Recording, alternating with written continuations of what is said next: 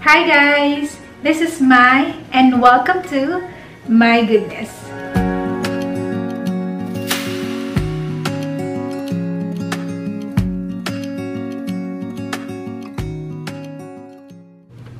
Okay, so today guys, gagawa tayo ng kababayan.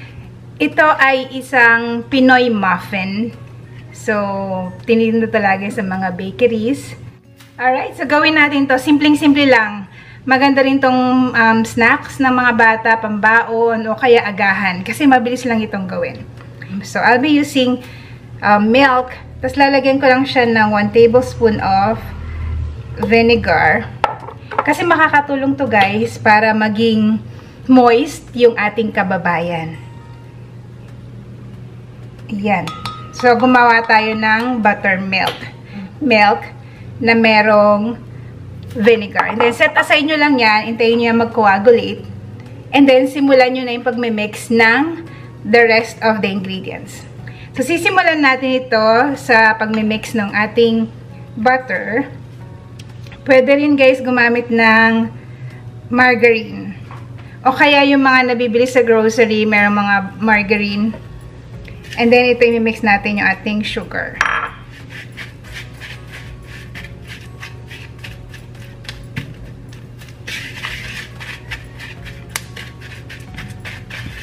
So, para lang itong ordinaryong muffin, pero may mga tricks and tips akong ibibigay para magmukha siyang kababayan. Kaya ito isa sa mga paborito natin binibili dati sa panaderia. I-level up lang natin. And then, magmi-mix tayo ng isang egg.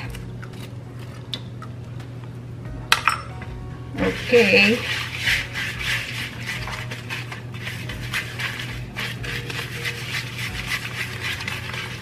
So, kailangan pag ginawa nyo to guys, i-bake nyo kaagad. So, mix lang ito. Hanggang sa maging one mixture sila, madidissolve yung butter sa sugar, pati yung egg. Okay. And then, lalagyan natin siya ng flavoring.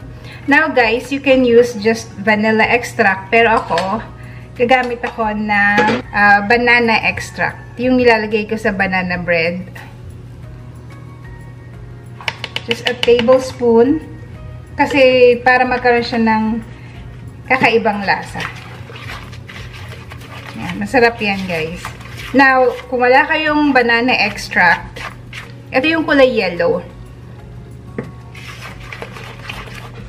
Pwede kayong gumamit ng vanilla. Dinagdag natin guys yung ating oil. Nakakatulong yan para maging mas moist yung ating kababayan muffin. Okay. So, i-mix nyo lang para maging isang mixture siya. No? Hindi mo na madi-differentiate yung oil from the egg, from the butter. Then, set aside lang natin ito. Nag-mix naman tayo ng ating mga dry ingredients. So, i-mix lang natin sa ating dry ingredients yung ating baking soda and then baking powder. Make sure bago yung baking powder nyo, kasi minsan pag matagal na yung baking powder, lalo na nag-iba na yung color niya, naging yellowish na siya at hindi na white, wala na siyang effect dun sa ating niluluto. Hindi na aalsa. Then, maglalagay lang ako ng 1/4 lang ito na salt para makatulong ma-enhance yung flavor ng ating mga ingredients. So, that's the power of salt. Okay. Ihahalo na natin yung ating flour. So, ito na yung ating dry ingredients. And then, check natin yung ating milk. Ayan, mapapansin nyo, coagulated na siya. Yung parang napanis, bubuo na yung ating milk. So, that's the time that we can add yung ating milk. Okay, and then just mix it. And the last part would be, imimix natin yung ating food color. Kasi ang kababayan, meron siyang yellowish na color. So, this is just optional kung gusto nyo lang naman. Depende na sa inyo kung gaano karami yung gusto nyong ilagay. No, wag nyong masyadong damihan. No, kasi ang gumagamit ako ng powder ngayon. But you can also use yung liquid na food color. And so, minsan kasi dash lang, 2 patak, pwede na. Mag-yellowish na siya. Medyo ingatan nyo lang ang paglagay. Kasi yung ating 1/2 teaspoon ay hindi man lang masyadong nabawasan. Pero guys, kung gumagamit kayo ng liquid, minsan 2 patak lang. Ganun. Okay. So, pwede kayong gumamit ng vegetable shortening o lard para lagyan yung mga cupcake molders natin. Kaya i-coat natin yan para hindi dumikit yung muffin natin. At the same time, ito yung makakatulong para mag-form yung kanyang sombrero. Yung sa ibabaw ng kababayan. Now, at this time, dapat nagpipreheat na kayo ng oven. At ito ay mas mainit sa normal na pinipreheat natin, which is 200 degrees Celsius. So, kailangan natin to para biglang umalsa ng mabilis yung ating muffins. Tapos, later on, hihinaan natin yung oven temperature para bumaba siya. And then, mag-form siya ng sombrero. Okay, so those things will help us para ma-achieve natin yung ganong form. So, ngayon, lalagyan ko na ng vegetable shortening. So, medyo madami guys. Medyo kailangan maging generous tayo sa paglagay. Coat nyo lang. Yan o. Kita ba? Ayan.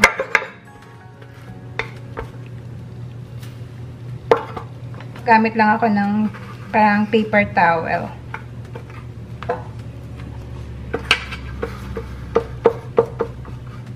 Pag kasi masyadong konti yung nilagay nyo, hindi pa siya magpo-form na parang sombrero. Now, kung ayaw nyo gumamit ng lard or vegetable shortening, okay lang yun guys. Kahit butter na lang ilagay nyo. Okay, so ganito siya. Ayan.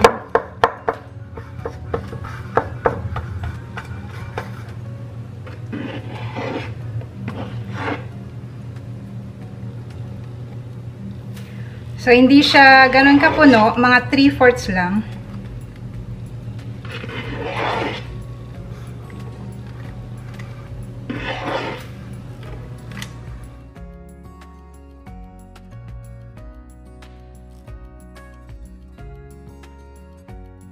So, pag mainit na yung inyong oven, isalang na natin ito, and then I'll let you know once it's baked.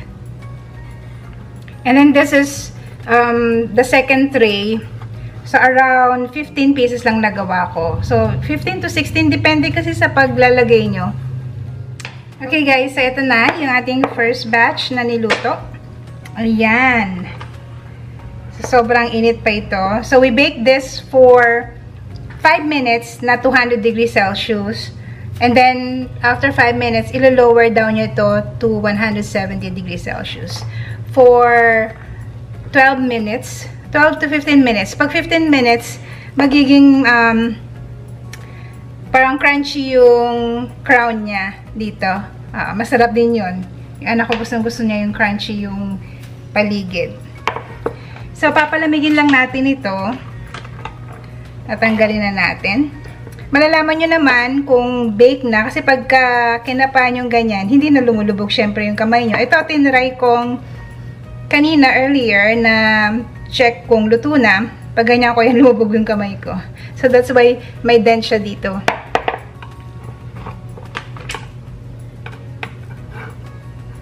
Okay. So, ito yung ating kababayan. So, ganito siya guys.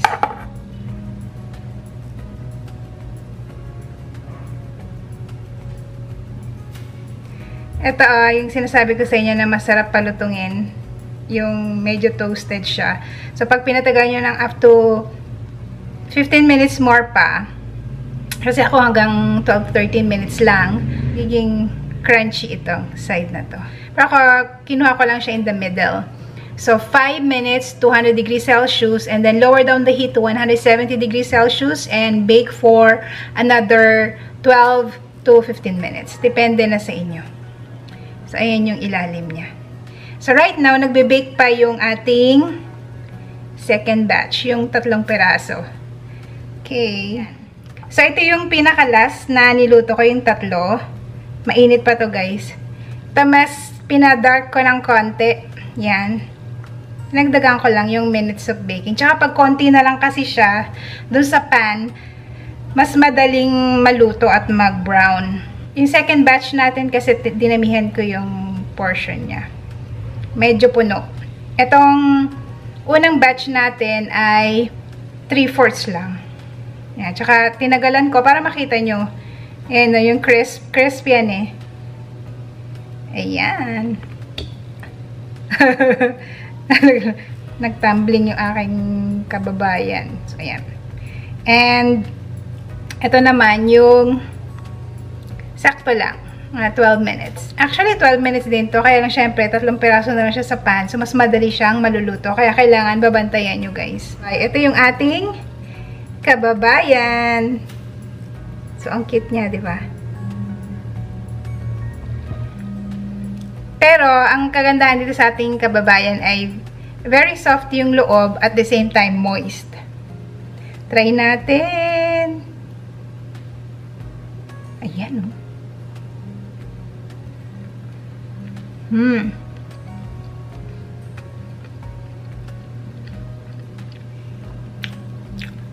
So, yung kababayan natin may kakaibang lasa kasi meron siyang banana extract na nilagay ko as flavoring. Type na type ko. Pwede namang huwag nyo lagyan ng ganun kung wala kayo. Pero ako, nilalagyan ko kasi masarap siya. Para maiba naman yung lasa. Ayan. Ang sarap. Tapos, fluffy. Fluffy yan, guys. Moist din to. Patagalin nyo lang magmamoist siya. Ang sarap. Now, guys, kung wala kayong cake flour, you can use all-purpose flour. So, thank you guys for watching this video. Don't forget to like, share, and subscribe sa aking channel. I'll see you again on my next vlog. Have a great day, everyone. Bye!